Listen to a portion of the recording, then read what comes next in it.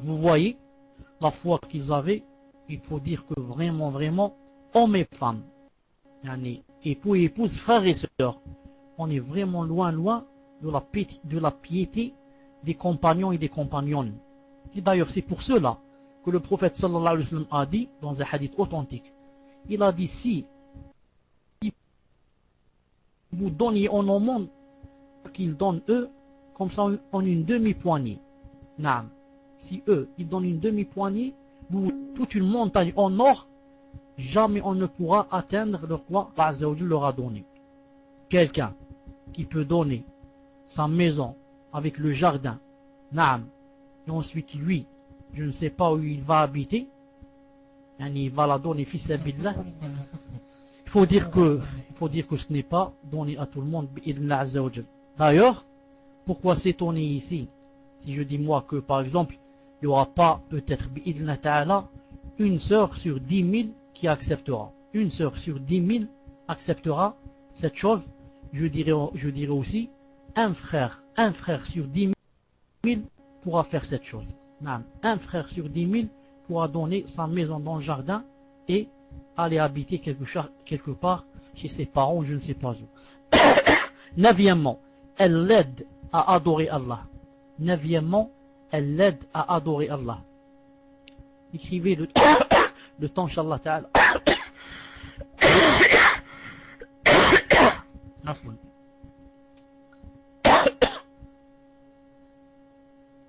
Je répète, neuvièmement, elle l'aide à adorer Allah. Naam, neuvièmement, elle l'aide à adorer Allah Azza wa Jalla. Jazakallahu khairan. Naam, jazakallahu khairan.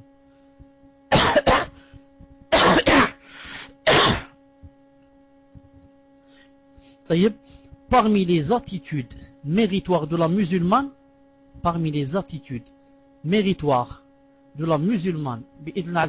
c'est quoi? C'est encourager son époux à accomplir les divers actes d'obéissance à Allah Azza wa Jalla.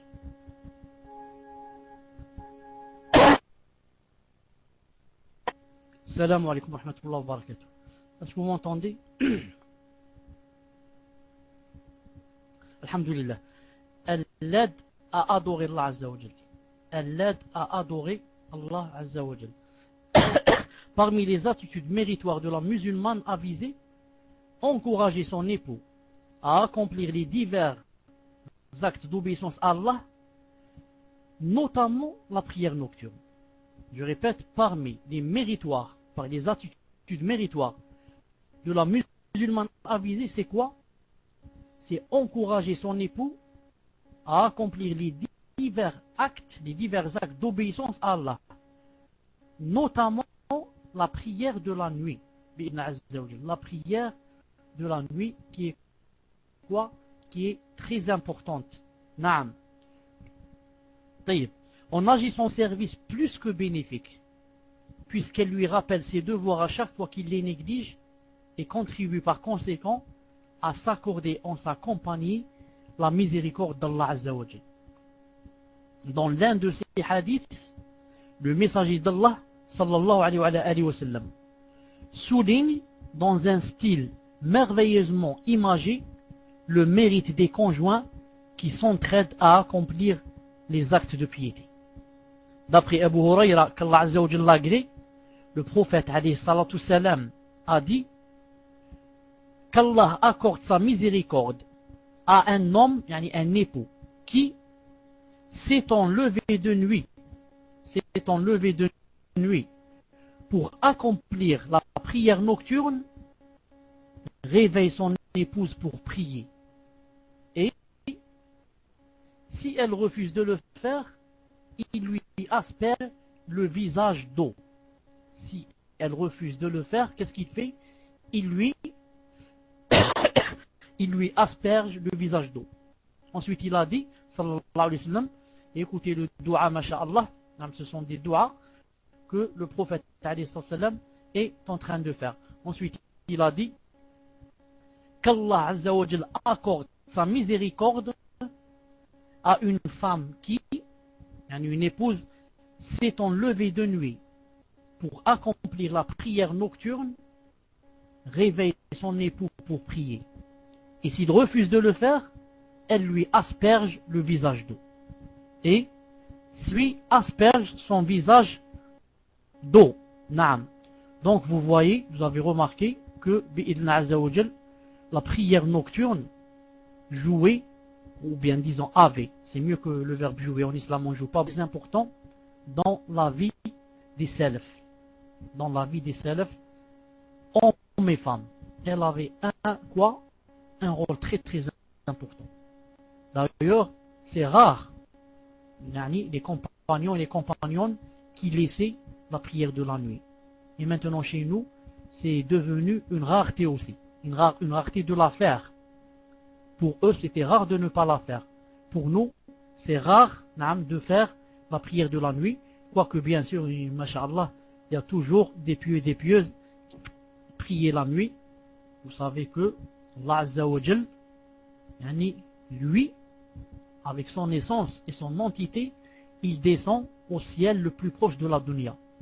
Et il dit, c'est vers le dernier tiers de la nuit, et il dit, est-ce qu'il y a quelqu'un qui me demande pour que je le satisfasse?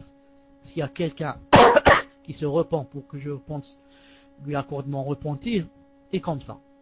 Donc, si nous, on dort à ce moment-là, il ne faut pas dire pourquoi nos invocations et nos doigts n'ont pas été acceptés. On n'a pas fait des doigts au moment les plus sublimes où Allah Ta'ala est descendu et il est très très proche de nous. Par contre, on est en train de ronfler. Et au moins,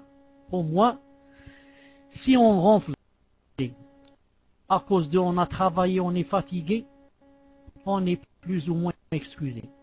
Mais le malheur, c'est que quand on dort beaucoup et on ronfle beaucoup, pour être resté éveillé avec les choses que Allah Azza wa Jalla n'aime pas, Allah a le grand malheur. Naam. Ici, qu'est-ce qu'il a dit? Il a dit l'homme qui se réveille pour prier, naam, qu'est-ce qu'il fait? Il essaye de réveiller son épouse. Si elle n'accepte pas, il lui asperge le visage d'eau. Et elle, si elle se lève pour prier, elle n'est pas égoïste.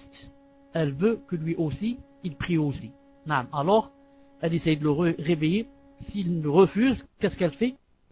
Elle lui asperge le visage d'eau. Vous avez remarqué que j'ai dit, plutôt le hadith a dit, il lui asperge le visage d'eau, elle lui asperge le visage, un bidon d'eau, et il le verse comme ça sur sa figure. Il n'a pas dit comme ça, il a dit, il l'asperge comme ça, avec un peu d'eau, et ses doigts.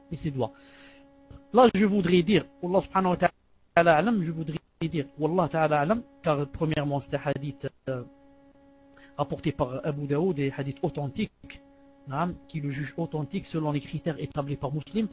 Je voudrais dire ici que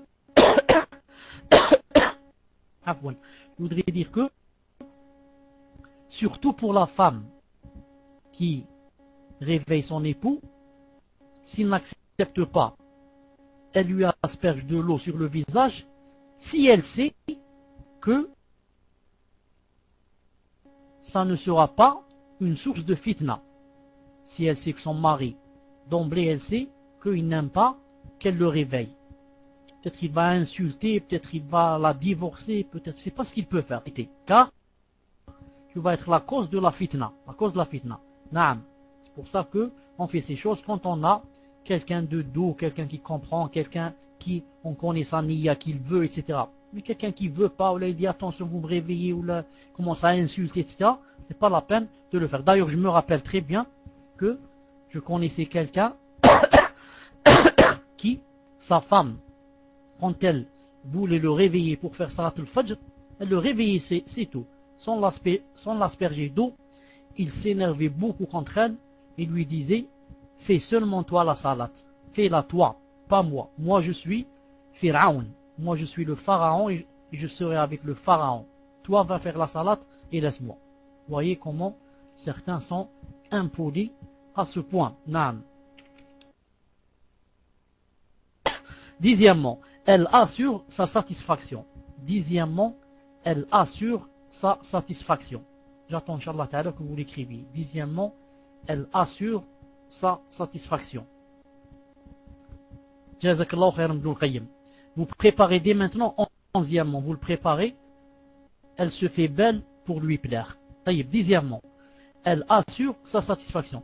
La musulmane avisée n'oublie jamais que la satisfaction de son époux et le sentiment de plénitude qu'il est relève d'elle, et que c'est une obligation dont l'importance vient immédiatement après l'adoration qu'elle doit à Allah. Donc la musulmane est appelée à le rendre heureux et satisfait de sa vie en sa compagnie. Pour y parvenir, elle doit user de son intelligence pour découvrir les moyens qui lui permettent d'atteindre le cœur de son époux. C'est elle qui cherche quels sont les meilleurs moyens pour conquérir le cœur de son époux. Ce n'est pas les gens qui vont lui dire, c'est elle qui sait. Elle connaît quelles sont les choses, elle sait quelles sont les habitudes, etc., il les déteste. Et quelles sont les choses qu'il aime lui, et quels sont ses penchants, etc. Donc c'est elle qui essaye comment atteindre son cœur. Ainsi, elle s'assurera aisément une vie conjugale heureuse et satisfaisante. Elle doit savoir qu'aux yeux de l'homme, l'épouse représente la meilleure source de jouissance. Cette réalité est confirmée par le hadith où, d'après Ibn al-As radiyallahu ta'ala anhu, le messager d'Allah alayhi salam a mata'. Et la meilleure source de jouissance dans cette vie est l'épouse vertueuse. Dunya mata' wa khayru mata'iha az-zawjatu as-salihah. Voilà, c'est un hadith, comme vous devez le savoir, un hadith authentique. Dunya mata' wa khayru mata'iha az-zawjatu as-salihah. Elle doit donc découvrir les voies d'accès qui lui permettent de parvenir au cœur de son époux. Pour le satisfaire pleinement, les trois autres contribuent à son malheur. Une habitation convenable et une bonne monture.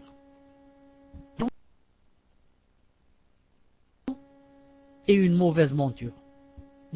Quand quelqu'un a une mauvaise épouse, déjà, il n'a même pas le plaisir de rentrer à la maison. Quand il pense qu'il va rentrer à la maison, et qui est-ce qu'il attend à la maison? C'est comme s'il allait entrer en enfer. Premièrement. Deuxièmement, quand il a une mauvaise habitation, une mauvaise maison, une très sale maison, une maison qui est située dans la cave, une maison, c'est un malheur pour l'homme. Et s'il a une mauvaise monture, maintenant la monture, c'est quoi? C'est la voiture. Tu as une voiture, qui tu passes 20 jours chez le mécanicien. Et 10 jours tu la montes. 20 jours chez le mécanicien. Ça, ce n'est pas une voiture. Une voiture qui du matin au soir tu penses à elle. Il faut acheter ceci, il faut remplacer ceci. Il faut aller chez le mécanicien, il faut ceci, il faut cela. Celle-là, je préfère la vendre et quoi? Et prendre le bus. Car vraiment, c'est, comme a dit le prophète alayhi salam, c'est lui qui a dit une source de malheur. C'est une source de malheur.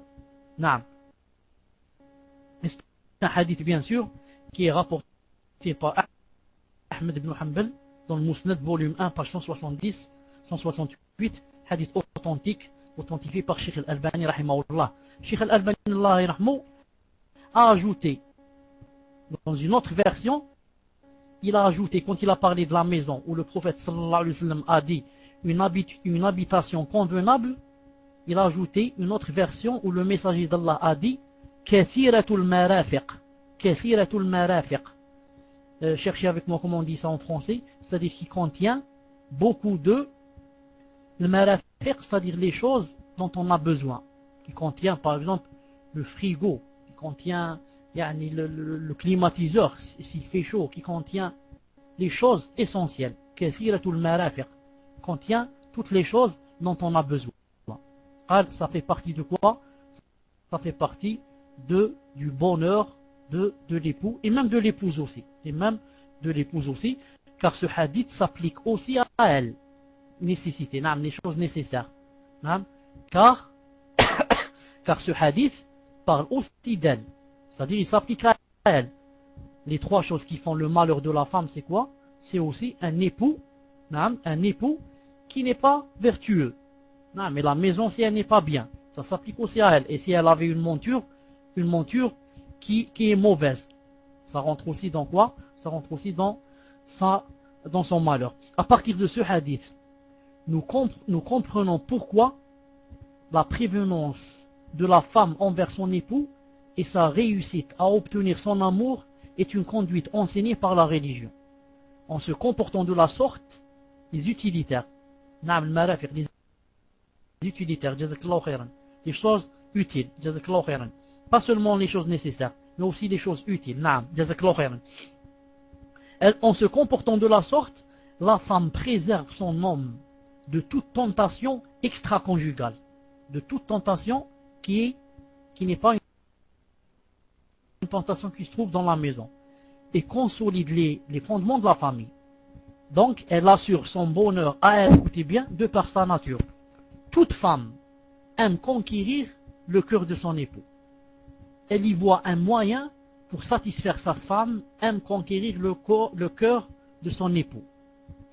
Elle y voit un moyen pour satisfaire Dinar en considérant que tout ce qu'elle fait pour séduire ou satisfaire son mari vise à quoi? Vise l'agrément d'Allah. Car elle est appelée par la religion à le faire. Donc, conclusion, c'est quoi? Toute femme, toute épouse aimerait conquérir le cœur de son époux.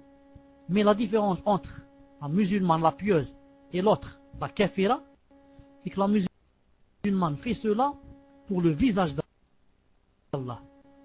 Et l'autre, c'est qui n'est pas pieuse, ou bien la kafira, elle le fait pour son plaisir personnel ou bien pour le plaisir de son mari. C'est tout. Mais la musulmane fait ça pour qui? Pour l'agrément d'Allah. C'est Allah qui lui a dit de faire cela. D'où son souci permanent de s'approcher encore plus de son époux pour le conquérir. Pour le conquérir par quoi? Que ce soit par une beauté soignée, une parole agréable ou une compagnie aimable. Comment qu'elle le conquérit? Que ce soit par une beauté soignée, une parole agréable ou une compagnie aimable.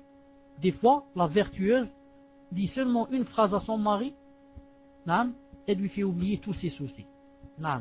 Une compagnie aimable et ça change tout. 11e, elle se fait belle pour lui plaire. J'attends, Inch'Allah Ta'ala, que vous écriviez. Taïeb, je crois que vous ne m'avez pas entendu tout à l'heure quand j'ai dit qu'il fallait préparer le titre. J'ai dit qu'il fallait préparer le titre. Taïeb. Alors je redis maintenant, préparer le 12e. 12e, c'est Taïeb, salam alaikum. Est-ce que vous m'entendez maintenant? Est-ce que vous m'entendez maintenant?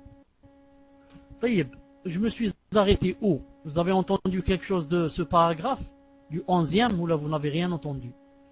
Je n'ai pas remarqué que... D'ailleurs, j'ai pas eu de déconnexion. C'est un peu étonnant. Je n'ai pas eu de déconnexion. Où est-ce qu'on était? Au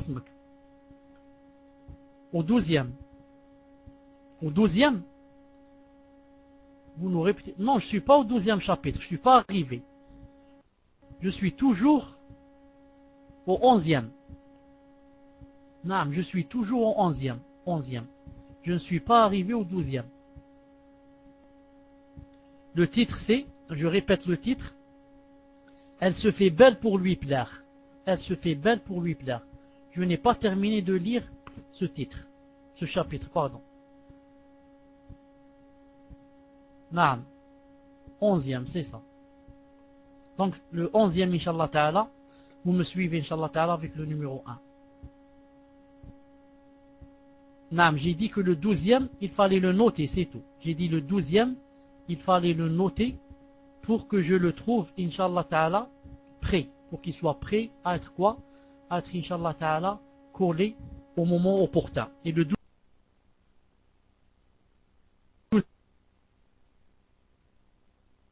12e, c'est quoi? C'est elle l'accueille avec joie et lui manifeste sa reconnaissance. Ça y est. 11e, la musulmane avisée use Salam alaikum wa rahmatullah. 11e, elle se fait belle pour lui plaire. La musulmane avisée use ainsi de tous ses talents en utilisant les divers accessoires de beauté pour se faire. Et on rapporte à ce sujet que Bakrata bint Uqba se rendit chez Aïcha, qu'Allah l'agrée, pour l'interroger sur le caractère licite de l'usage du henné. Est-ce que c'est possible à une femme qu'elle mette l'henné ou pas? Aïcha lui répondit: il n'y a aucun mal à cela. C'est une plante aromatique mélangée avec de l'eau pure. C'est une plante aromatique mélangée avec de l'eau pure. Elle l'interrogea ensuite sur l'épilation des poils. Et Aïcha de répondre: en étant mariée, si tu peux enlever tes propres yeux pour les rendre plus beaux qu'auparavant, alors fais-le. Cité par Ibn al-Jawzi dans Ahkam al-Nisa, page 343. Ce qu'a dit Aïcha radiyallahu ta'ala anha, je ne sais pas si ça vient d'elle à 100%, car je ne sais pas si c'est un hadith mawqouf qui est sahih ou qui n'est pas sahih. Que les épouses donc qui négligent leur beauté écoutent les orientations de Aïcha, la mère des croyants. Qu'elles sachent qu'elles sont tenues en premier lieu à se faire belles pour leur mari et non pour recevoir leurs amis ou leurs copines. Qu'elles sachent aussi que négliger ce côté est un péché, car il représente un manquement à leurs devoirs conjugaux et qu'il est susceptible de mener leurs époux à s'égarer en cherchant la beauté ailleurs. L'homme qui voit son épouse toujours dans des vêtements sales et elle toujours sale ou je ne sais pas avec de mauvaises odeurs, qui ne veut pas se maquiller, etc., et qui en plus de cela se maquille seulement pour ses copines et ses amis à elle, celui-là il risque de fuir d'elle et d'aller rechercher ce qu'il n'a pas trouvé chez lui. Il va le rechercher dehors dans le haram. L'épouse dont le mari, écoutez bien ce qui suit, écrit-moi numéro 1. L'épouse dont le mari ne voit d'elle que des cheveux ébouriffés, un visage terni ou une tenue misérable, est certes une épouse ingrate, sotte et dépourvue d'intelligence. Alors, est-ce que vous m'entendez?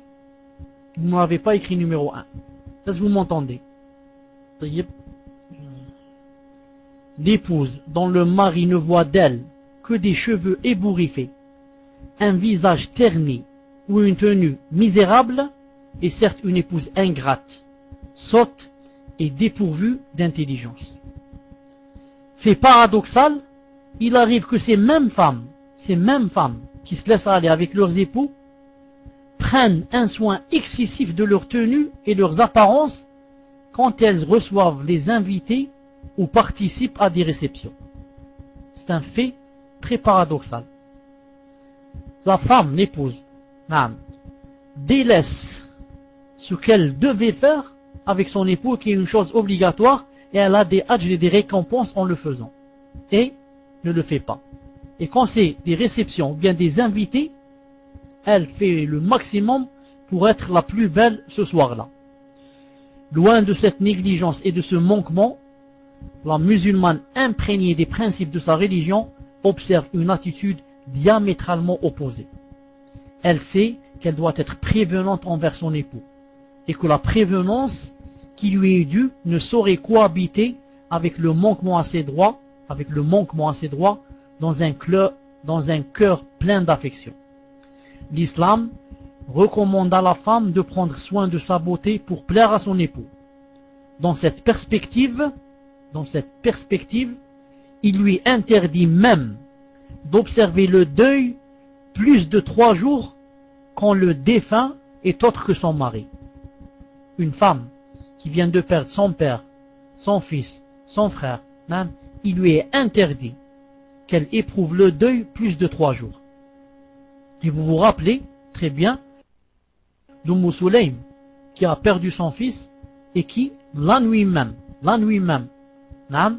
s'est faite plus belle que jamais et a fait ce que fait l'homme avec sa femme et ce qu'a dit le prophète sallallahu alayhi wa sallam, yani, en cette nuit et comment qu'elle l'a béni et combien qu'elle a eu d'enfants et que ses enfants et ses petits-fils furent tous de grands savants.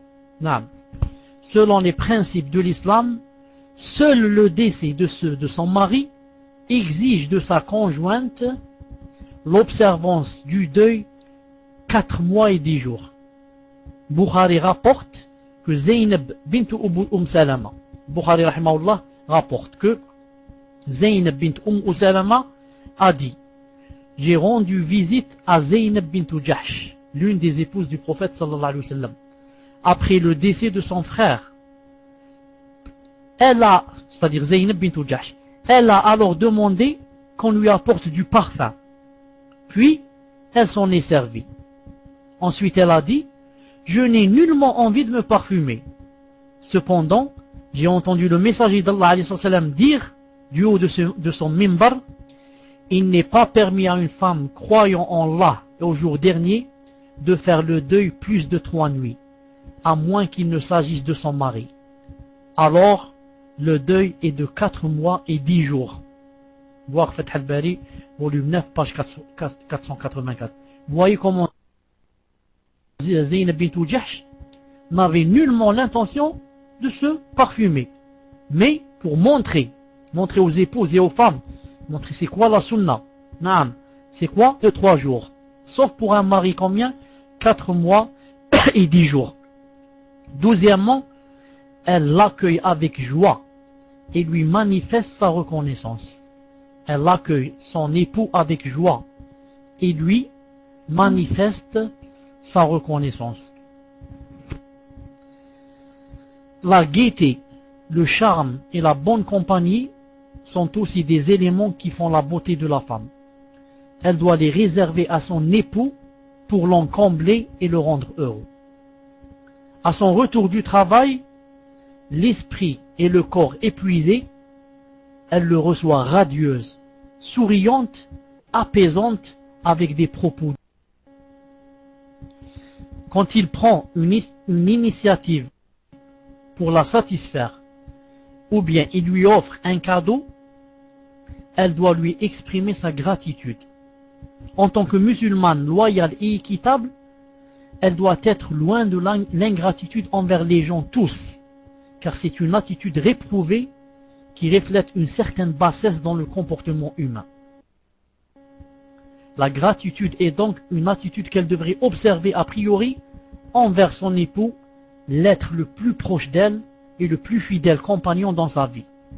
D'autant plus que l'islam recommande aux croyants d'exprimer leur gratitude aux gens de façon générale et enjoint à la croyante de l'exprimer en particulier à son époux. Le messager d'Allah alayhi salam a dit: n'exprimera pas, écoutez bien, n'exprimera pas sa gratitude à Allah quiconque ne l'aura pas exprimé aux humains. Rapporté par Bukhari dans Adab Mufrad, volume 1, page 310, hadith authentique. Il a dit aussi: Allah ne regarde pas la femme qui n'exprime pas sa gratitude à son époux alors qu'elle ne peut pas se passer de lui.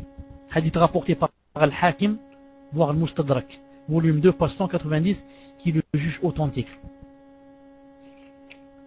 13e, elle partage ses peines et ses joies. 13e, elle partage ses peines et ses joies.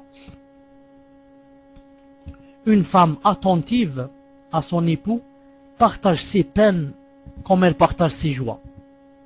Elle lui manifeste sa compassion en cas de malheur, comme elle éprouve de la joie en cas de bonheur. Elle est à ses côtés pour le meilleur et pour le pire.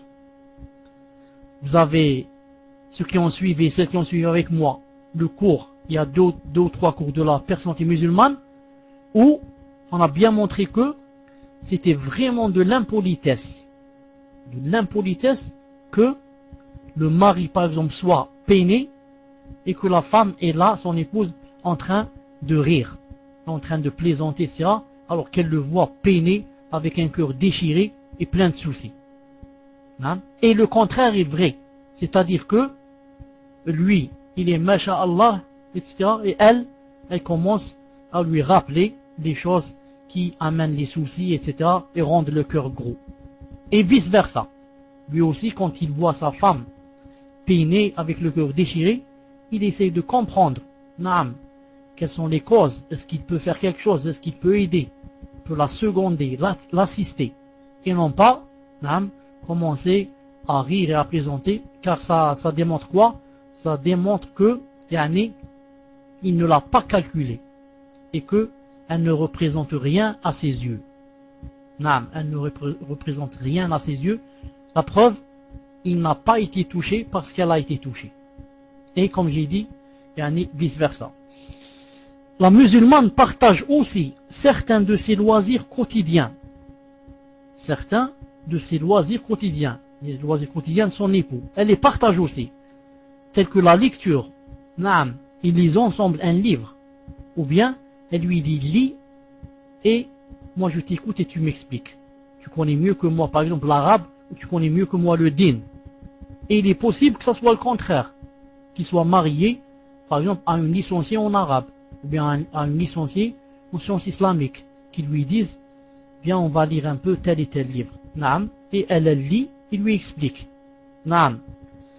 Partage avec lui les loisirs quotidiens tels que la lecture, le sport aussi, l'écoute des sermons utiles, les doros, etc. Elle ne doit pas lui donner le sentiment d'être isolé quand il s'adonne au plaisir de la vie. Mais ils doivent en être complices et les partager avec joie et en toute sincérité.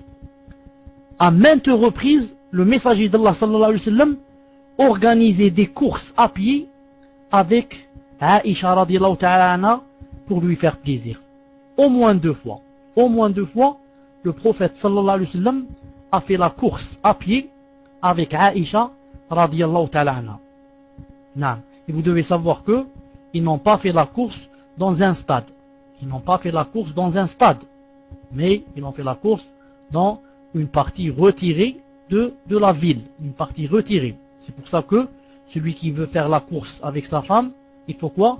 Il faut ou bien qu'il ait les deux, une grande maison avec un jardin ou bien une ferme où ils peuvent courir, ou bien il faut que ça soit la nuit dans un endroit vraiment retiré. Et bien sûr vous savez que la première course, quand ils l'ont faite, c'est notre mère Aïcha radiyallahu ta'ala anha qui est sortie, le vainqueur. C'est elle qui a été la première et lui derrière elle sallallahu alayhi wa sallam. Ensuite, quand le messager d'Allah sallallahu alayhi wa sallam a remarqué que Aïcha avait pris du poids et que maintenant elle était assez forte, sinon grosse, il a fait avec elle la course et il l'a dépassée. Il est sorti lui sallallahu alayhi wa sallam le premier et il lui a rappelé, il lui a dit celle-là c'est en contrepartie de l'autre fois quand tu m'as gagné, c'est-à-dire quand il y a des années tu m'as gagné. Cela indique quoi? Cela indique que l'islam incite les deux époux à partager les joies et les plaisirs de la vie, car ce partage contribue à approfondir l'affection entre eux et à consolider leur lien. Autant la femme partage les joies de son époux, autant elle doit partager aussi ses peines. Vous remarquez que il y a beaucoup de frères par exemple qui veulent partager les plaisirs quotidiens seuls, sans les femmes. Si ce sont des plaisirs, masha'Allah, il va y aller en camping ou à la plage ou à la forêt ou là, il voudrait qu'il soit seul, ou bien seulement avec les frères. Et la femme, et je m'en fous, elle est là à la maison, elle prépare les repas et ça s'arrête là, elle lave les vêtements, elle est là à la maison. Et elle n'a pas le droit. Elle n'a pas le droit de sentir l'air, elle n'a pas le droit de marcher dans la nature, elle n'a pas le droit de courir, elle n'a pas le droit de faire le sport, elle n'a pas le droit. Elle reste dans la maison, enfermée, bloquée. C'est comme si c'est l'islam qui lui avait dit cela. Autant la femme partage les joies de son époux, autant elle doit partager ses peines. En cas de malheur ou de souci, elle doit le consoler par des propos appropriés, par un conseil judicieux et bénéfique, ou par une expression de compassion sincère et réconfortante. Quatorzièmement, elle est chaste de regard. Elle est chaste de regard. En dehors de son époux, écoutez bien, en dehors de son époux, une musulmane pieuse, en dehors de son époux, une musulmane pieuse se garde de contempler les hommes étrangers. Se garde et s'éloigne de quoi? Du fait de contempler les hommes étrangers. Conformément au passage coranique qui dit, Coran 24, 31, il dit, dis aux croyantes de baisser le regard. Il parle ici des femmes, il a parlé des hommes, maintenant c'est les femmes. Dis aux croyantes de baisser le regard, c'est-à-dire qu'elles ne voient pas avec leurs yeux les hommes avec contemplation, ni les choses interdites à la télévision, etc. Naam. Une seconde, طيب. Naam, une seconde, Inch'Allah Ta'ala. Une seconde. Wasmak. Whisper, il faut être sûr du quoi? Comment qu'il s'appelle? Du pseudo. Parce que je cherche ce pseudo, je le trouve pas. Naam, il faut être sûr du pseudo. Je le cherche, je le trouve pas. Il n'y a pas quelque chose comme ça. Vérifie bien. Sinon, dis-moi où est-ce qu'il est. Il n'est pas dans la salle. Cette personne n'est pas dans le salon maintenant. Sinon, cherche-le, Inch'Allah Ta'ala, cherche-le. En dehors de son époux, une musulmane pieuse se garde de contempler les hommes étrangers. Conformément au verset qui dit, dis aux croyantes de baisser le regard. Donc, elle ne porte pas de regard insistant sur d'autres hommes que ses mahrams. Le mahram, on le contemple, ce n'est pas interdit, on joue avec lui, on rit avec lui, non, ce n'est pas interdit. Un étranger, non, le cousin, etc., qu'est-ce qu'on fait? On ne le contemple pas avec les yeux. On le voit, mais on ne contemple pas. En respectant cette règle de conduite, elle devient une femme au regard chaste. Qualité que les hommes apprécient le plus chez une femme. L'une des qualités que les hommes aiment le plus chez la femme, c'est quoi? C'est qu'elle soit au regard chaste. Elle est quoi? Un regard chaste. Cette qualité reflète en effet, qu'est-ce qu'elle reflète? Le fait que la femme ne contemple pas l'homme et qu'elle lui parle par exemple les yeux baissés. Qu'est-ce que ça reflète? Ça reflète la pureté du paradis. Car en faisant ainsi, sans les yeux, elle s'est faite ressembler aux femmes du paradis. Qu'Allah Ta'ala fasse d'elle une femme du paradis. Dans le Saint-Coran, des houris. Les houris, c'est la femme qui a été créée au paradis. Ils y trouveront des houris, hur al-ain, au regard chaste. Qu'avant eux, aucun homme ou bien djinn n'aura défloré. Ils y trouveront des houris, des femmes du paradis, au regard chaste. Voilà. Quinzièmement, elle s'abstient de lui décrire d'autres femmes. Elle s'abstient de lui décrire d'autres femmes. Vous écrivez ça. Jazakallahu khayran. Naam, jazakallahu khayran. Taïb. L'une des qualités qui distingue la musulmane avisée, c'est quoi? C'est son abstention de décrire à son époux le physique de femmes plus ou moins amies ou bien ses connaissances. Car cela est formellement interdit en islam. Le messager d'Allah a dit, la femme ne doit pas regarder l'intimité d'une autre femme pour la décrire ensuite à son mari comme s'il la voyait. Pour la décrire ensuite à son mari comme s'il la voyait. Rapporté par Bukhari. Voir Fath al-Bari, volume 11, page 338. Par cette mesure, l'islam vise quoi? La stabilité des âmes et des esprits, loin des fantasmes et des mauvaises suggestions.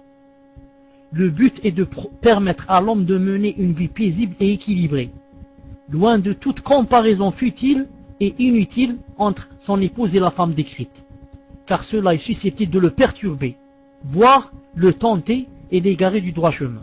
Naam. Les hommes, comme tous les êtres humains, comme les femmes, comme tout le monde, ont des périodes de quoi? Ont des périodes de faiblesse. Ont des périodes de faiblesse. Et c'est cité même dans, un hadith sahih. Naam. Comme a dit le prophète alayhi salam, likulli shira fatra. Tayyib.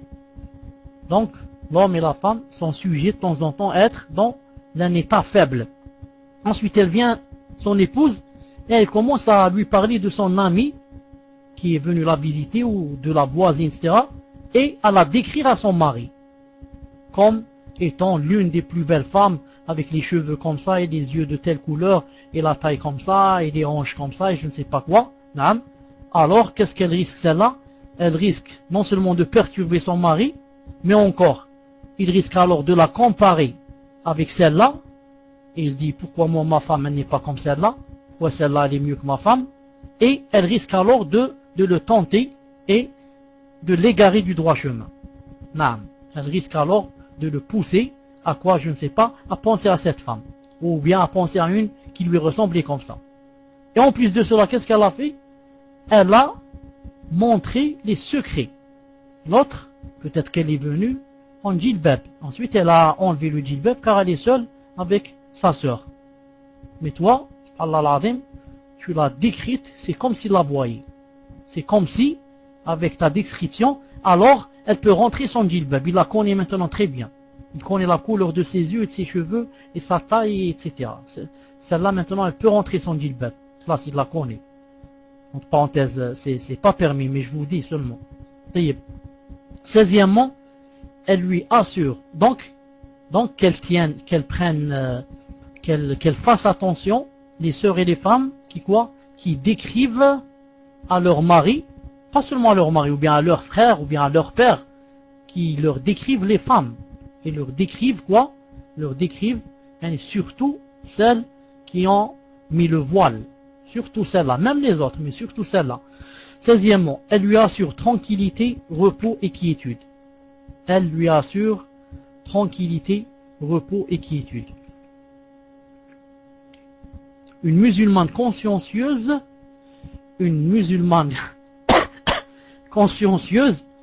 ne se contente pas d'afficher sa beauté devant son époux ou participer à ses loisirs quotidiens, mais elle s'évertue aussi à lui assurer tout ce qui procure la tranquillité et la quiétude dans leur foyer commun.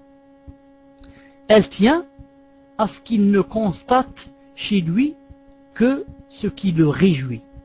Une maison propre, des meubles bien rangés, des touches élégantes, reflétant un goût affiné, des enfants propres et bien éduqués, une table bien servie, etc. Elle doit user de son intelligence, son raffinement et son savoir-faire pour atteindre cet objectif, car cela traduit la vie de son époux. Une musulmane consciencieuse doit se rappeler que le Coran décrit le mariage comme étant l'un des signes d'Allah Azza wa Jal. Le mariage, c'est l'un des signes d'Allah Azza wa Jal. Subhanallah al-Azim. C'est pas n'importe quel mariage. C'est pas à se marier seulement pour je sais pas quoi faire.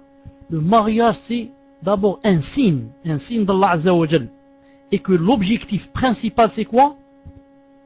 C'est la quiétude, la compassion et l'affection entre époux. Allah Azza wa Jal a dit dans la sourate 30, verset 21, il a dit, parmi ces signes, parmi les signes d'Allah, il a créé de vous, pour vous, des épouses, afin qu'auprès d'elles, vous trouviez l'apaisement, et il a entre vous et elles, et les épouses, établi quoi? Affection et compassion. Tout cela, c'est quoi? C'est bi'idna Azza wa Jal, l'un des signes d'Allah Azza wa Jal. Du mariage, Allah Ta'ala a fait l'union la plus solide entre deux âmes. L'union la plus solide entre deux âmes. Pour leur permettre de jouir de la quiétude, la sérénité, la stabilité et le plaisir licite, le plaisir qui se fait dans le halal. Dans cette union, la femme est source de sécurité et d'apaisement pour l'homme. Grâce à la symbiose des deux conjoints, le foyer conjugal s'emplit d'affection sincère, de compassion et de tendresse. Une musulmane avisée est la mieux placée pour comprendre ses objectifs et les traduire en une réalité joyeuse et pleine de bonheur. En fait, la musulmane avisée est une musulmane, est une femme très intelligente. Comme l'homme, comme son époux, s'assoit comme ça et réfléchit et fait des plans, comment faire rentrer de l'argent, comment avoir je sais pas quoi, un salaire plus grand que celui-là, comment c'est cela, elle aussi elle s'assoit et elle réfléchit. Mais elle réfléchit à quoi? Comment consolider son union avec son mari? Comment faire pour que cette union dure toute la vie? Comment faire pour que son mari ne la fuit pas? Maintenant, avec les fitnas et avec les femmes qui en a partout, qui on peut les prendre à l'appel, avec l'appel on prend les femmes, je parle en Europe, etc. Donc l'homme, le faible, il peut être vite attiré, par la plus belle, la plus riche, etc. C'est très simple, très facile. Alors, vu la facilité des fitnas qu'il y a, donc la femme, la sœur, la salafiyya devrait faire beaucoup d'efforts pour être intelligente, pour que son mari reste toujours veut faire des choses, dans sa façon de s'habiller, sa façon d'avoir des mauvaises odeurs, ceci, cela, d'être sale, etc., de le faire fuir sans qu'il lui dise lui, et qu'il aille chercher une autre. Donc elle doit au maximum s'évertuer. Pourquoi? Pour le coincer et le laisser toujours lié à elle, jusqu'à ce qu'ils aillent vers la tombe, les deux bi'idhna azza wa jalla. Taïb. 17e, elle est indulgente envers lui. 17e, elle est indulgente. Indulgente, ça veut dire elle est pardonneuse. Envers lui. Elle est indulgente envers lui. La musulmane est tolérante et indulgente. La musulmane est tolérante et indulgente. Elle ferme les yeux sur les erreurs de son mari et ne les lui rappelle pas, car elle n'est pas rancunière. La musulmane ne passe pas son temps à lui parler de son passé. Et lui aussi, bien sûr, il ne passe pas son temps à lui parler de quoi? De son passé. Et quel était ceci, quel était cela, et c'est lui qui l'a sauvé, tout ça, c'est terminé. En vous mariant, vous avez commencé une nouvelle période, une nouvelle page, une page blanche. Ne me parle pas de ton passé, et ne me parle pas de ton passé, et moi je te parle pas de ton passé, bi'idhna azza wa jalla. Pourquoi? Car la tauba annule ce qui s'est passé avant elle. La tauba annule. C'est comme s'il y avait une souillure là, quelque part, et je prends un bidon d'eau et je la jette sur la souillure. Il n'y a plus de souillure maintenant. À cet endroit même, je peux faire la prière. Il n'y a plus de souillure. À cet endroit, alors ne me parle pas des souillures et de ce qui s'est passé avant la tauba. Ça, c'est une grande faute. Que quelqu'un veuille parler du passé et surtout accuser. Et dire, toi ceci, toi cela, toi ceci, toi cela. Tout cela, après la tauba, n'est pas permis. Donc, elle essaye plutôt de les corriger de façon sage, qui ne risque pas de le choquer. La tolérance, le pardon et l'indulgence sont des qualités que l'homme apprécie beaucoup chez la femme. En les observant, elle réussit à le rendre plus réceptif et plus affectueux envers elle. Par contre, la rancune et le rappel incessant de ses erreurs et leur simple énumération quand elle lui énumère seulement ses fautes, sont des attitudes qui risquent de le rendre hostile et réservé à son égard. Naam. À force qu'elle me dise, que ma femme me dit ceci, cela, ceci, cela, naam. Assalamu alaikum wa rahmatullahi wa barakatuh. Assalamu alaikum wa rahmatullahi wa barakatuh. Naam, alhamdulillah. Où est-ce qu'on était, Ibn al-Qayyim, bien le Ghuraba, où est-ce que vous étiez avec moi? Est-ce que vous vous rappelez de la dernière chose? Naam, Allah Ta'ala dit dans le Coran qu'il pardonne et tolère. N'aimez-vous pas qu'Allah Ta'ala vous pardonne? Coran 24, Naam, verset 22. Verset 22. Le prochain chapitre, Inch'Allah Ta'ala, c'est 18e, mais on ne va pas le faire maintenant. Dans le prochain cours, Inch'Allah, c'est quoi? Elle est dotée de sagesse et de caractère. Et là, on parlera, Inch'Allah Ta'ala, de quoi? On parlera de la fitna de Aïcha, radiyallahu ta'ala anha, et comment qu'une femme, lorsqu'elle tombe dans le malheur et la fitna, comment bi'idna azza wa jal, elle fait pour s'en sortir. Bi'idnillahi azza wa jal. Je ne manquerai pas de répondre vite à quelques questions. Hein. Saoudia tafaddali. Sans tarder, Inch'Allah Ta'ala. Naam. Et Rayana 8, prépare Inch'Allah Ta'ala ta question. Al-Ghuraba, si tu veux mettre ton site, le site le Ghuraba FR, mets-le. Tu veux l'afficher. Naam, si tu veux l'afficher, Inch'Allah Ta'ala, mets-le bi'idna azza wa jal. Saoudia, est-ce que tu es là? Saoudia, si tu es là, écris d'abord numéro 1 pour savoir si tu es là. Naam. Rayana, bon, elle est là, alhamdulillah. Tafaddali.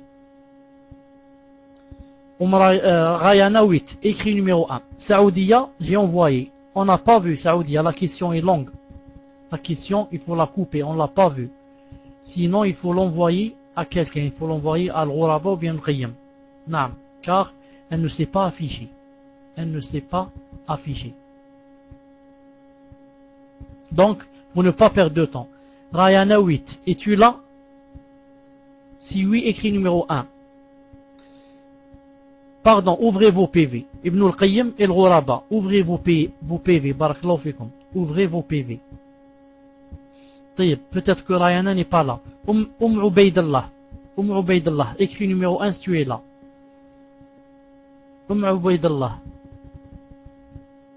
Alhamdulillah. Ubaydallah, pose ta question, Inch'Allah. Rayana, pose ta question, Inch'Allah. Toi ou bien Ubaydallah? Tafaddal Ibn al-Qayyim. Lis Ibn al-Qayyim. Salam alaikum. Une sœur a des douleurs au dos car elle a une forte poitrine. Elle voudrait savoir si elle pourrait faire une réduction mammaire, entre parenthèses, diminuer sa poitrine pour soulager sa douleur, en sachant que si elle a un enfant, Inch'Allah, elle pourra l'allaiter. Barakallahu fik. Salam alaikum. في صوت الغرابة في صوت. Dites-moi si vous m'entendez. Alhamdulillah. Bismillah ar-Rahman ar-Rahim wa salatu wa salam ala ashraf al-mursalin. Des savants disent que quand la chirurgie, car ici on va avoir quoi? On va avoir rapport avec la chirurgie. On dit la chirurgie quand elle est réparatrice, hein, et que ce n'est pas pour l'esthétique, ils ont dit qu'elle est permise. On sait pourquoi? Pour se soigner, enlever un défaut, éloigner un mal, etc. Ils ont dit elle est permise. Ce qui n'est pas permis, c'est quand elle est esthétique. C'est quand on l'a fait avec l'idée de devenir beau ou belle. Mais si c'est parce que on a quelque chose en plus, quelque chose qui nous fait mal, et que on va rétrécir un peu de cette chose à cause d'éloigner un mal, etc., ils ont dit que c'est permis, Inch'Allah Ta'ala. Encore faut-il quoi?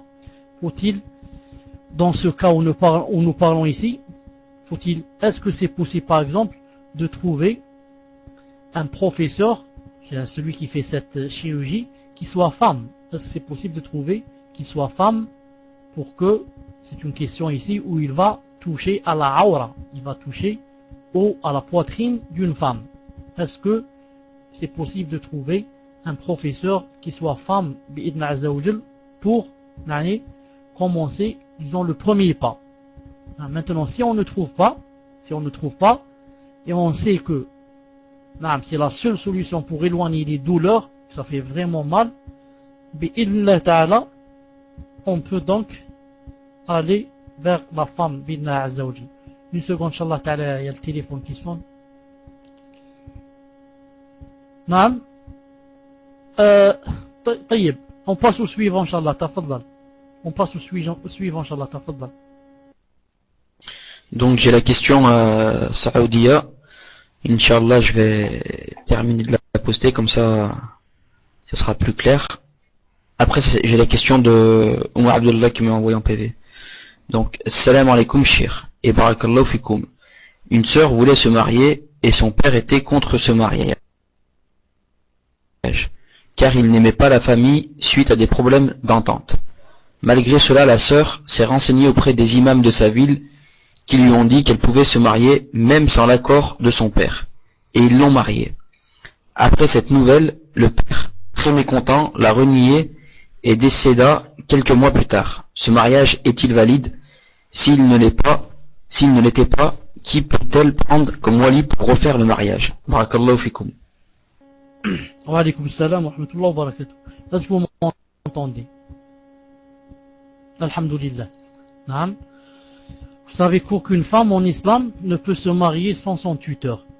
Et que si elle est par exemple convertie et n'a pas de tuteur, car ses tuteurs, disons, sont des koufars, alors là, c'est le gouverneur qui va la marier, c'est-à-dire ceux qui sont sous l'égide du gouverneur musulman, comme le juge, l'imam, etc. Naam. Et quand le père n'accepte pas de marier sa fille avec un prétendant, naam, il faut voir d'abord pourquoi il n'a pas accepté. Si c'est à cause du din, c'est-à-dire le prétendant remplit toutes les conditions, naam, et le père veut un autre qui est moins que lui, il ne fait pas la prière, ceci, cela, naam. Ici, on va en parler. Mais si jamais le père n'accepte pas, pourquoi? Parce qu'il veut quelqu'un de mieux que lui.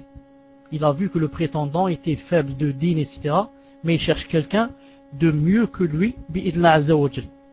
Dans ce cas, la femme, ou la fille, elle dit, doit patienter. Pourquoi? Parce que son père lui veut du bien. Il ne veut pas ne pas la marier, mais il veut qu'elle soit heureuse. Et il lui cherche quelqu'un qui lui convienne le mieux. Dans ce cas ici, où la question a été posée, s'il dit que... Une seconde.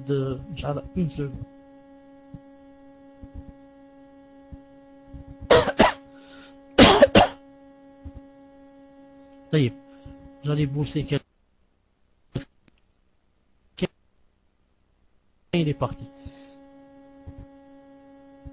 Je disais que dans ce cas ici, si vous lisez, fais صوت ولا ما فيش Alhamdulillah. Je ne sais pas si vous m'avez entendu quand j'ai dit que le fait que le père n'accepte pas de donner sa fille à une famille avec laquelle il sait qu'il ne s'entend pas peut être une excuse valable, car il va la donner avec à des gens avec lesquels il ne va plus avoir de lien. Non, je dis je donne ma fille à une famille que je ne vais jamais recevoir, ni aller chez eux, ni rien. C'est sûrement que ça ne va pas marcher, parce que déjà ils sont contre moi, je suis contre lui, ça ne marche pas. Non. En général, quand l'homme, le père, est contre le mariage et que le prétendant remplit les conditions, Cheikh Ibn Uthaymin rahimahullah a dit, alors la femme va exposer son cas à qui? Au juge. Au juge musulman Et lui, qu'est-ce qu'il va faire? Il va choisir, il va d'abord appeler son père et lui dire pourquoi, etc. Ensuite, si le père ne se rétracte pas, il va lui enlever la tutelle. Et il va donner la tutelle au plus proche. Au plus proche, naam. Car vous savez que, après le père, vient son fils à elle, son frère, ensuite ses oncles, et comme ça. Mais, si le père n'est pas d'accord, ça ne veut pas dire, comme c'est écrit ici dans la question, que les gens vont la marier. Qui c'est ces gens? Ce sont des étrangers. Qui a le droit de la marier? Celui qui la marie, c'est son père, ou bien on passe à la tutelle. On passe à, si elle a un fils, si elle a un frère, si elle a des oncles, et comme ça, des oncles paternels.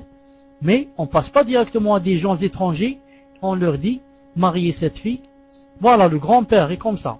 Naam, le grand-père s'il est vivant, c'est lui qui a le plus de droits. Le grand-père s'il est vivant, c'est lui qui a le plus de droits. Ensuite, on passe, comme j'ai dit, au fils, au frère, et on revient aux oncles. On revient aux oncles paternels. Naam. C'est pour ça que, maintenant, cette femme, son père est mort en la reniant.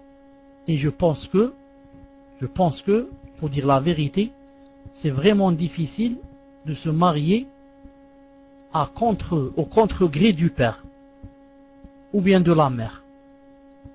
Pour dire que ce n'est pas facile, ce n'est pas facile de se marier quand je sais que mon père est contre ou bien que ma mère est contre, car dans la plupart des temps, ils vont me renier. Dans la plupart des temps, ils vont me renier. Non. Maintenant, je dis pour terminer, je dis à cette sœur, pour terminer, si en faisant cela,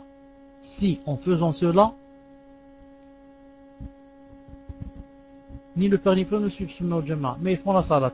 Je sais, naam, c'est rare maintenant que les pères et mères soient Sunna wal Jama'a, c'est vraiment rare, naam. Mais le fait déjà qu'ils fassent la salat, masha'Allah, mais maintenant, c'est trop tard, ça s'est passé, la chose s'est passée maintenant. Il faudrait surtout maintenant savoir comment réparer. Maintenant la chose s'est passée, et je dis d'abord, et si ça me rappelle une chose, je donne un conseil à toute sœur dont le père est contre, d'essayer de patienter et de faire son possible pour essayer de quoi? De le faire rétracter et de le faire dissuader de son avis. Qu'elle fasse cela au maximum. Pourquoi? Pour que il ne la renie pas, etc. Et vous connaissez tous les caractères de nos pères et de nos mères, surtout quand ils sont vieux et quand elles sont vieilles. Sinon, comme j'ai dit tout à l'heure, il faut passer par le juge musulman qui l'appellerait, etc. Mais maintenant, il n'y a pas de juge musulman. Au moins alors, on essaye de faire quoi? Une assise avec la famille, une assise avec les gens de la famille, et on cherche comment prendre un autre tuteur. De la famille, bi'idhnillahi azza wa jal. Maintenant, si cette sœur qui a fait cela, elle l'a fait avec dans le cœur que quoi? Que c'est comme ça en islam. On lui a dit que c'est comme ça en islam. Si ton père n'accepte pas, alors directement, ce sont les gens qui te marient. Il y a une grande différence entre celle qui s'est trompée comme ça et qui a cru agir en restant dans les normes de l'islam, et celle qui a voulu se marier pour suivre ses passions, en disant je m'en fous, même si ça se fait pas, moi je me marie avec celui-là, même si c'est contre mon père, etc. Allez, il faut vraiment faire la différence entre les deux intentions qui sont ici vraiment loin l'une de l'autre. Est-ce que ce mariage est valable? S'il y a un autre tuteur à part le père, le mariage n'est pas valable. S'il y a un autre tuteur et on lui a demandé, et il accepte, mais on l'a laissé, on a dit non, on va sauter sur tous les tuteurs qu'il y a dans la famille et on va nous faire marier avec un étranger. Dans ce cas, il faudrait qu'elle refasse son mariage. Dans ce cas, il faudrait bi'illah ta'ala qu'elle refasse son mariage en allant vers le tuteur le plus proche du père. Après le père, il y a le grand-père, si c'est pas le grand-père, on passe si elle a un fils, si elle n'a pas un fils, on va à son frère, et comme ça. Il peut donner la tutelle. Il peut donner, il lui dit, il dit à son neveu, ou à qui, je ne sais pas qui lui dit, je te donne la tutelle pour marier ma sœur. Naam. Il peut le faire bi'idhni ta'ala et donner la tutelle.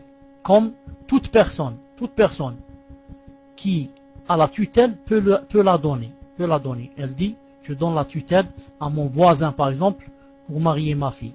Ou bien à X pour marier ma fille. Wallahu azza wa jal a'lam. J'attends Inch'Allah ta'ala la prochaine question.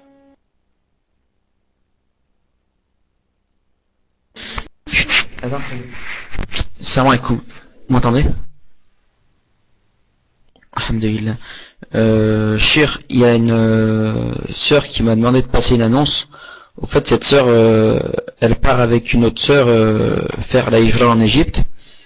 Et elle dispose d'un appartement F4. Et binillah, elle m'a dit que s'il y a d'autres sœurs qui veulent faire la hijra aussi, et ben qu'elle peut les accueillir. Donc elle m'a chargé de donner son pseudo. Inch'Allah, je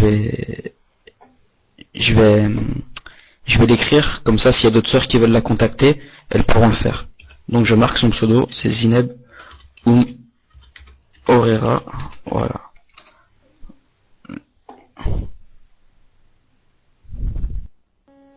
C'est à qui le tour, Inch'Allah, pour la question?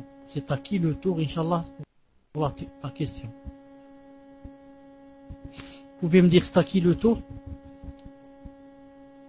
Inch'Allah ta'ala, celles ou ceux auxquels j'ai répondu, Inch'Allah ta'ala, qu'ils baissent les mains, Inch'Allah ta'ala, pour voir bien la liste.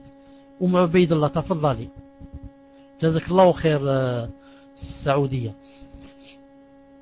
Tafadhali, Inch'Allah. Majid, écrit numéro 1, tu es là. D'accord. Ibn al-Qayyim, tafadhali.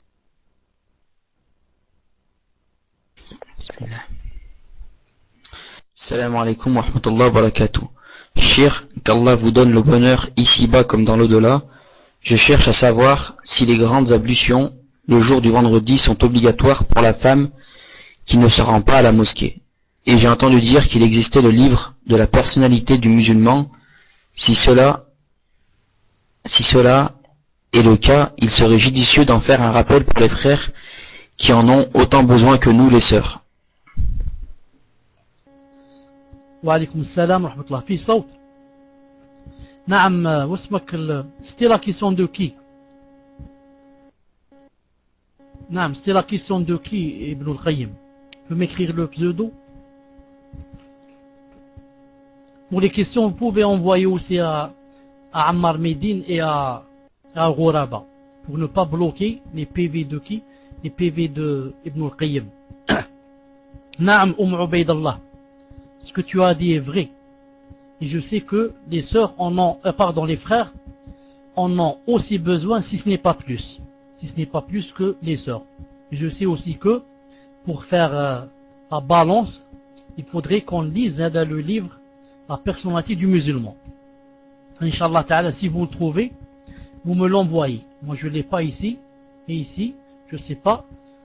C'est presque impossible de le trouver, car il n'y a pas le français ici, ni livre en français. Vraiment très rare.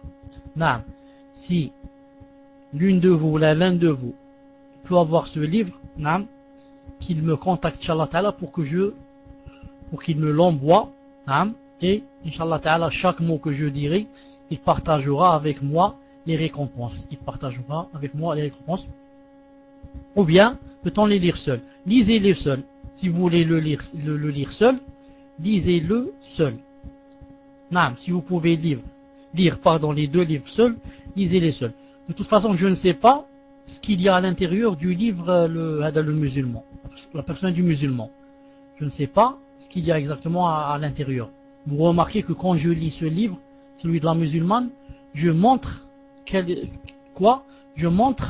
où sont les fautes bi'idhnillah ta'ala. Naam, je montre où sont les fautes bi'idhnillah azza wa jal. Donc si vous pouvez le lire tout en pouvant, Inch'Allah ta'ala, discerner des fautes, faites-le. Naam. Donc c'est à qui maintenant la question, Inch'Allah ta'ala? Je crois que vous m'avez posé une question. Attendez une seconde. Ah, naam. Naam. C'est en ce qui concerne les ablutions. C'est en ce qui concerne pour les ablutions pour la femme qui ne va pas à la mosquée le vendredi. Naam. Ce que je sais, Inch'Allah Ta'ala, c'est ce que j'ai lu et que je crois que c'est le plus juste et le plus fort. C'est quoi? C'est que le rostre du vendredi, les grandes ablutions, sont obligatoires pour celui et celle qui vont à la mosquée le vendredi. C'est-à-dire la femme qui va à la mosquée le vendredi et l'homme aussi. S'ils vont à la mosquée, cela, il est obligatoire pour eux de se laver contrairement à l'imam Ibn Hazm rahimahullah, qui dit que les ablutions c'est pour le jour du vendredi et pas pour la salat. Mais tous les autres ont dit non, ce n'est pas pour le jour du vendredi, mais c'est pour la salat du vendredi. Et la différence, c'est que si tu dis c'est pour la salat, ça veut dire que si la salat se termine et tu t'es pas lavé, ce n'est pas la peine de se laver. Et si tu dis le rost c'est pour le jour, ce n'est pas pour la salat, tu peux te laver à 5 heures de l'après-midi. L'essentiel c'est pour le jour. Mais je vous ai dit que le plus vrai c'est pour la salat et non pas pour le jour. Majid, tafaddali. Majid, je ne sais pas si j'ai reçu votre question en PV. Non, je ne l'ai pas reçue. Pour ma part, je souhaiterais vous appeler directement. Cela est-il possible? Il y a un numéro, Inch'Allah, si vous voulez contacter le Shir. Donc, je ne sais pas si c'est toujours le même. Shir, c'est toujours le même numéro. Inch'Allah, faut que je le retrouve. Pour vous contacter pour les questions. C'est entre, je sais pas si c'est toujours les mêmes horaires, 15h et 17h. Non, il a plus de portable, le Shir. Donc, on va passer à Oumou Firdaous, Inch'Allah, ou sinon, il est presque 1h du matin au Koweït, donc je sais pas si vous allez bientôt arrêter, Shir, vu qu'il se fait très tard. Pour que le lien fonctionne du frère El Gouraba, il faut le faire copier-coller sur sa barre d'adresse, Inch'Allah, sinon il fonctionnera pas. Firdaous, à votre tour, Inch'Allah, posez la question. J'ai la question de Firdaous en PV, donc je vais la lire. Bismillah ar-Rahman ar-Rahim. Assalamu alaikum wa rahmatullah. Qu'en est-il pour la femme dans l'islam qui a un beau-frère, le mari de sa sœur? Peut-elle rester dans la même pièce avec son mahram alors que son beau-frère est là? Barakallahu fikum. Assalamu alaikum wa rahmatullah. Fi saut. Alhamdulillah. Pour ceux et celles qui ne savent pas que je n'ai plus le numéro du fixe, je n'ai plus le numéro où vous m'appeliez, car je ne suis plus dans cette maison, je suis dans une autre maison. Non, c'est pour ça que je n'ai plus ce numéro de 4347616. Non, mais je vous ai dit que, Inch'Allah, dans 2 mois, Inch'Allah, je vous donnerai un numéro en Algérie, et que vous pourrez m'appeler 3 fois par semaine ou quelque chose comme ça, Inch'Allah Ta'ala, sur mon portable. Naam. Quand vous m'envoyez le portable, ce n'est pas la question de portable. Le portable, je l'ai. La mouchkila, c'est que quand vous m'appelez de là-bas, je paye avec vous. Quand vous m'appelez de là-bas, et les sœurs, masha'Allah, elles ne parlent pas moins d'une demi-heure, 20 minutes, une demi-heure chacune. Moi, je paye avec vous. Vous comprenez? Quand vous m'appeliez au fixe, c'est vous seulement qui payez. Maintenant, si vous m'appelez au portable, on va payer les deux. Ça veut dire quoi? Ça veut dire que ma paye, je la donne directement à la poste. Je vais à la poste, au téléphone, je leur dis, ne me donnez plus la paye. Prenez-la directement de la banque. Pourquoi? Parce qu'elle part directement au téléphone. Naam. C'est pour ça que, Inch'Allah Ta'ala, bientôt, je serai en Algérie et je vous donnerai, Inch'Allah Ta'ala, un numéro où vous pourrez m'appeler, Inch'Allah Ta'ala, 2 ou 3 fois par semaine. Bi'iznillahi azza wa jal. Autre chose pour les PV. Naam, pour les PV, on laisse, Inch'Allah Ta'ala, quelques jours, Inch'Allah, et je vous donnerai les PV des sœurs qui m'ont demandé le PV. Car ces temps-ci, je suis un peu fatigué, Inch'Allah Ta'ala. Et bientôt, Inch'Allah Ta'ala, rappelez-moi, je vous donnerai, Inch'Allah Ta'ala, les PV. Naam, qu'est-ce qu'il y avait encore? Rappelle-moi. Où est la question? Est-ce qu'il y avait une question? J'ai oublié. طيب أخت سونيا ou bien Firdaus. Je ne sais pas si Firdaus ou bien Sonia. Alors, تفضل غرابة, c'est quoi donc? غرابة, sinon prends le micro, dis-moi ce que c'est, j'ai oublié. طيب Firdaus, تفضلي. J'attends Inch'Allah Ta'ala ta question. Et Sonia, si tu es là, écris numéro 1. J'ai enlevé le rouge. Wa alaykoum salam wa rahmatullah. Sonia, pose la question si elle est prête. Hein? Si elle est prête, pose la question pour qu'on ne perde pas de temps. Ah oui. Jazakallahu khairan pour ça. Bismillahirrahmanirrahim. Salam alaykoum. Alaykoum salam wa rahmatullah wa barakatuh.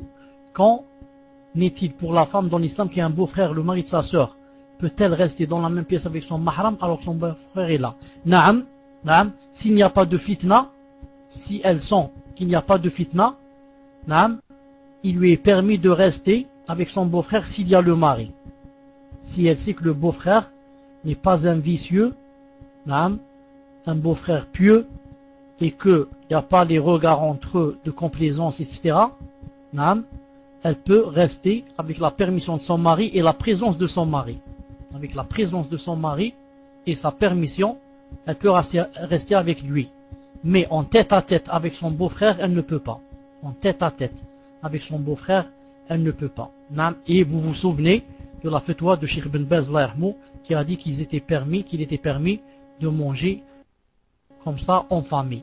Allah subhanahu wa ta'ala a'lam.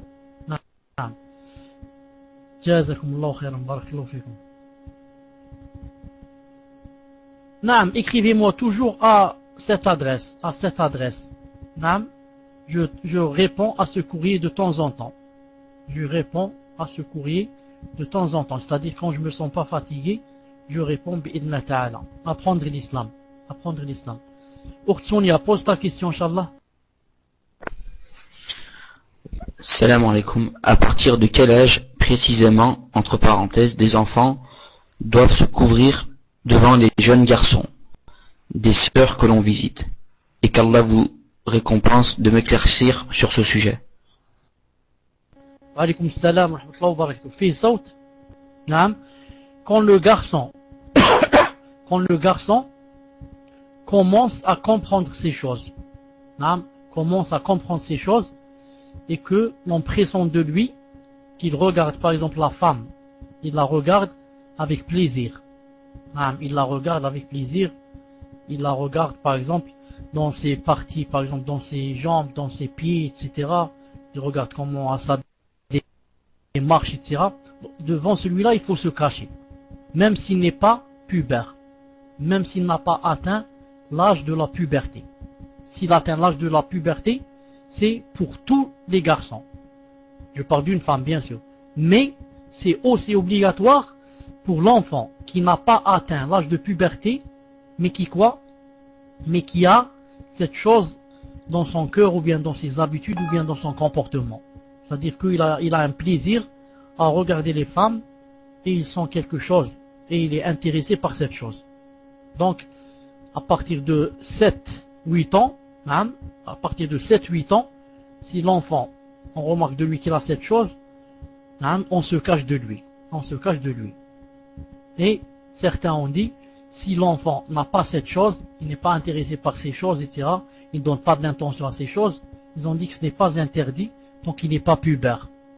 Wallahu alam. Donc, maintenant, si la sœur veut, par précaution, se cacher de quelqu'un qui a atteint, par exemple, 8, 9, 10 ans, 10 ans, c'est mieux.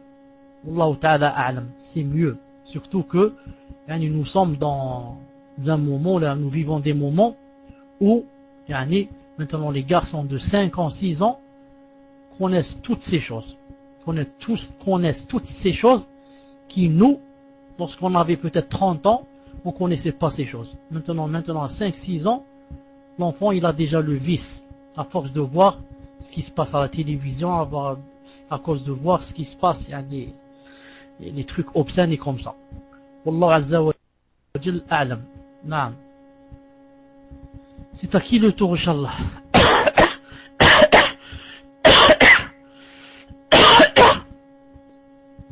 Je crois, Wallahu a'lam, que c'est le tour Ishaq, je crois. Majid, tafadhali. Ishaq, si tu es là, écris numéro 1. Tafadhali ibn al-Qayyim.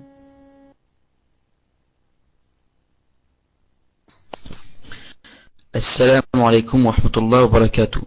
Je souhaite savoir si une femme doit quand même se réveiller pour faire les du'as du matin dans le cas où elle a ses menstrues et qu'elle ne prie pas. Je veux savoir si c'est une obligation de se lever même si elle ne va pas accomplir la salat min fadlikum. Wa alaykum salam wa rahmatullahi wa barakatuh wa maghfiratuh. Si le fait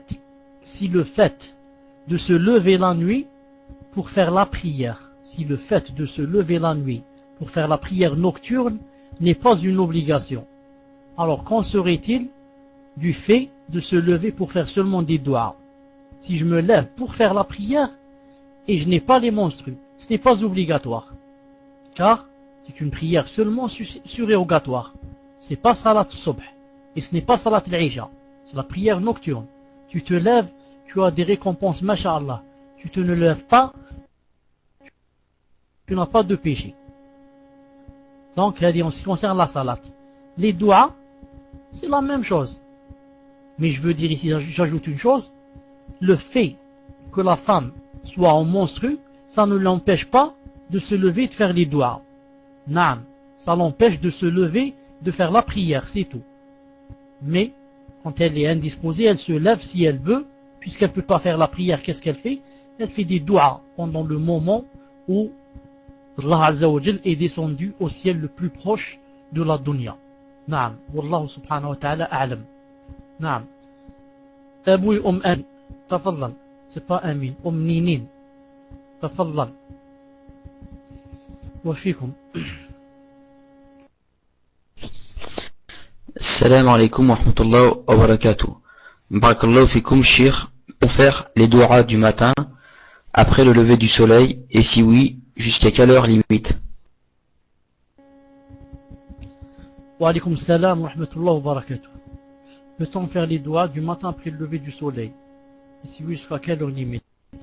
Non, je ne connais pas quelque chose qui dise que on fait les doigts jusqu'à telle heure exactement. Mais ce que je sais, c'est que on peut les faire même après le lever du soleil. Non, quand on est toujours la matinée.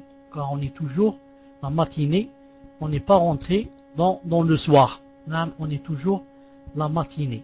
Et je crois,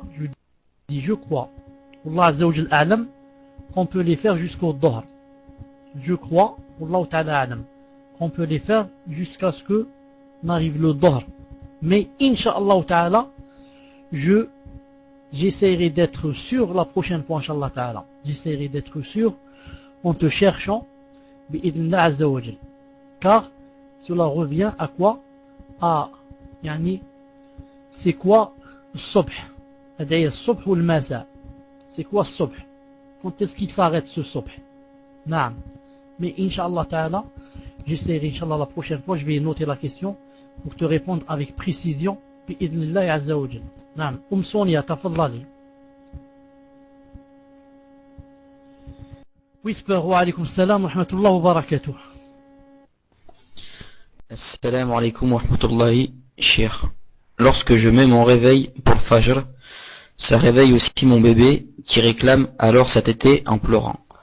Mais le temps que je finisse de m'occuper de lui, entre parenthèses, je suis toute seule, l'heure de la prière est dépassée. Dois-je le laisser pleurer et faire ma prière à l'heure en risquant de la faire vite et de ne pas être concentré? Comme il ne fait pas encore ses nuits, il y a quelques semaines, mashallah, il me réveille plusieurs fois et je suis tellement épuisé que je ne me lève plus systématiquement pour la prière. Qu'Allah me pardonne. Est-ce que ma prière en dehors de son temps sera agréée d'Allah vu ces conditions? Alaykoum salam wa rahmatullahi wa barakatuh. Vous avez entendu avec moi plusieurs fois dire le hadith de celui qui quoi? Celui qui a laissé ses enfants pleurer sans manger, et à quoi? Juste pour bien accueillir l'hôte, l'invité. Vous connaissez l'histoire, hein? Pour accueillir Lot du prophète alayhi salam, il a laissé des enfants pleurer toute la nuit jusqu'à ce qu'ils se sont endormis. Et vous connaissez l'autre, vous connaissez l'autre, et vous connaissez l'autre, les trois qui sont rentrés dans la caverne, et l'un des trois, qu'est-ce qu'il a fait quand la caverne s'est bouchée? Qu'est-ce qu'il a dit? Il a dit, oh Allah, tu sais que j'avais un père et une mère auxquels je ne devançais jamais chacun d'eux pour leur lait. Et une fois, je suis arrivé en retard à la maison, j'ai trouvé mes enfants en train de pleurer, attendant le lait, et mes parents dormaient. Et je n'ai pas donné à mes enfants en attendant que mes parents se réveillent, car je voulais commencer par eux. Jusqu'à quoi? Jusqu'au lever, il a dit jusqu'au lever du Fajr, et mes enfants en train de pleurer. Donc, si il est permis en islam de faire pleurer l'enfant, à cause d'un hôte, d'un invité, et à cause de qui? Et à cause de ma père et de mon père, de mon père et de ma mère. Qu'en est-il maintenant si c'est à cause d'Allah? Qu'en est-il si c'est à cause d'Allah? Naam, je le laisse pleurer et je vais faire la prière. Je choisis des sourates courtes, je lis avec Qul Huwallahu, je lis avec Qul A'udhu bi Rabbil Falaq, naam, et je ne me hâte pas dans l'inclinaison et dans le sujoud. Je la fais normalement. Je suis sûr qu'il ne va pas mourir. Je suis sûr qu'il ne va pas mourir. Et quand je reviens, je lui essuie ses larmes et je lui donne à téter bi'idhnillah azza wa jal. Naam. Maintenant, si je sais que j'ai encore du temps pour la salat, car la salat subh, quand est-ce qu'elle se termine? Quand c'est le début du soleil. Le soleil va sortir. C'est-à-dire, tant que le soleil, je n'ai pas encore vu le soleil, j'ai encore tout ce temps devant moi. Je lui donnais à téter juste pour le faire taire un peu, l'apaiser, et je vais faire, Inch'Allah Ta'ala, ma prière. Ensuite, pour la deuxième question, c'est-à-dire que je ne me réveille pas, je suis tellement épuisé, etc.